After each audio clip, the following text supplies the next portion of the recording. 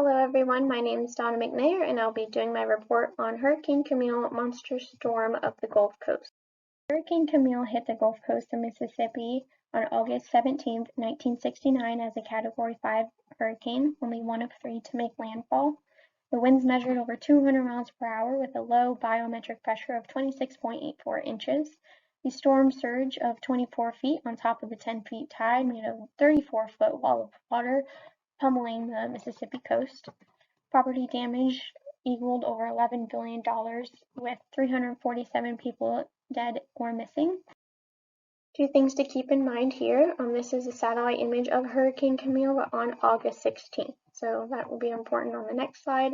And this is the actual track of Hurricane Camille, and right here is where Bay St. Louis and Pass Christian is, where it hit as a Category 5 hurricane. As you could see in the previous image, Camille hit directly on Mississippi's Gulf Coast, but as it was being monitored, it was predicted to take a northerly turn and hit Florida. Therefore, those along the Gulf Coast were very ill prepared, and Hurricane Watch was not issued until August 16th, where in the past slide you could see the satellite of where the storm was and the magnitude of it in the Gulf of Mexico. And the hurricane warning did not come out until early morning of about 5 a.m. on August 17th, when the storm made landfall late that afternoon. This caused late evacuations and little time for preparation, especially as the atmosphere was a business as usual, where most residents of the coastal towns had no idea a storm was coming, especially not of the speed and magnitude of Camille. The mentality of those living on the coast, especially the historically wealthy families, kept many residents bunkered down in their homes. The Richelieu Apartments was a prime example of the destruction of Hurricane Camille, but also the mentality of those along the Gulf Coast. This apartment complex was a 3-story building on the tip of Pass Christian Peninsula, right where the storm hit. It did flood during Betsy, and managers and residents believed that there were steel beams based on the original plans, and as we find out, there were no steel beams in the building. The managers and over 20 residents believed they would be fine based on surviving Betsy. And here we can see the Richelieu Apartments before Camille and after, where it is completely leveled. Essentially, Camille destroyed 100 years of growth and progress along the Mississippi coast in just 3 hours, with bridges collapsing and US 90 crumbled.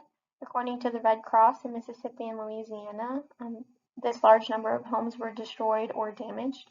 This does not include mobile homes or other structures. In total, 33 Mississippi counties qualified for federal disaster assistance as the storm moved inland, which also caused tornadoes, flooding, and landslides and major damage throughout the continental United States as it traveled through before exiting to the Atlantic.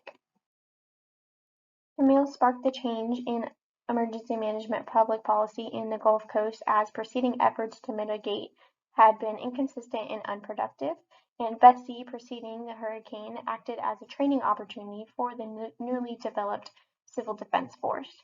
So this new civil defense was ill-prepared and shocked with the strength of Camille. After Camille, the Gulf Coast adopted construction standards, zoning regulations, and improved evacuation routes. They also adopted floodplain ordinances in line with the National Flood Insurance Program and developed a Mississippi coastal program responsible for industrial expansion while conserving coastal resources.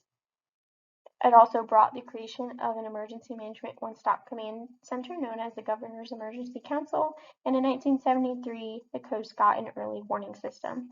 However, the author does point out that these efforts are inconsistent with planning and development as the legalization of gambling came and strongly rebuilt the economy of the Mississippi coast. For the book review, strengths and weaknesses, I would say the author did very well and had many strengths. Specifically referencing current events of the time it's being discussed, it kind of gives you perspective on what's going on in relation to emergency management. We critically analyze emergency management before Camille and after. We dedicated a chapter to the history of the Gulf Coast. This provided an understanding of the founding of the towns, economic growth and prosperity, the historical signs from original Native American tribes, and the slow progression of establishing and furthering emergency management. The author's sources provide first-hand knowledge and insight as he used real interviews from survivors of Camille, which included the Uses, who were a couple who actually managed the new civil defense force during the time.